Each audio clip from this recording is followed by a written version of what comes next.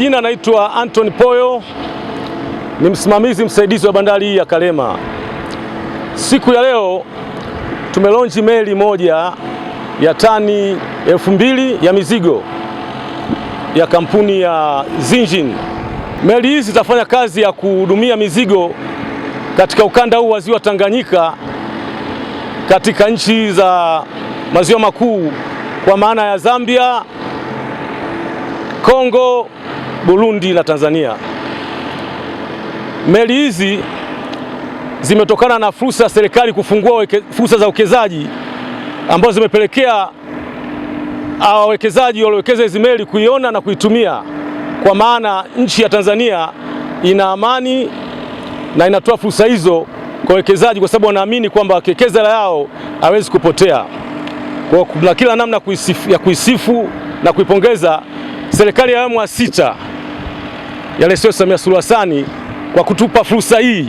Sisi kama TPA inatuongezea uwezo wa kufanya kazi, kwa maana kupata mizigo mingi tofauti na tulivyoanza hapo awali.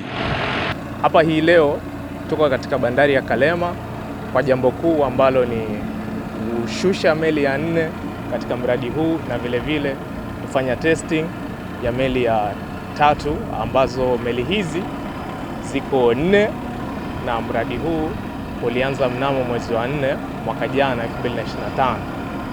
Ukiangalia kwa namna ambavyo mambo yanaenda, mradi huu umekuja kufungua njia katika Ziwa Tanganyika. Imekuwa ni fursa kwetu sisi wa Tanzania, maana umeleta fursa kwa vijana, ila vile vile mradi huu unakuja kufungua mlango ambao mlango huo tuko nao hapa Ziwa Tanganyika. Mlango huo ni wa kiuchumi kwa namna moja au nyingine, vitu ambavyo tunaweza tukanufaika hapa kama nchi au kama taifa, ni kwamba mradi huu unaenda moja kwa moja kuleta fursa nyingi za kiuchumi.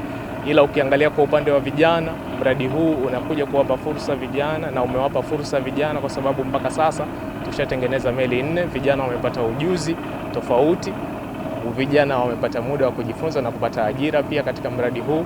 Ni jambo la kuishukuru serikali yetu ya awamu ya 6 chini ya uongozi wa mama yetu Rais Samia Suluhu Hassan.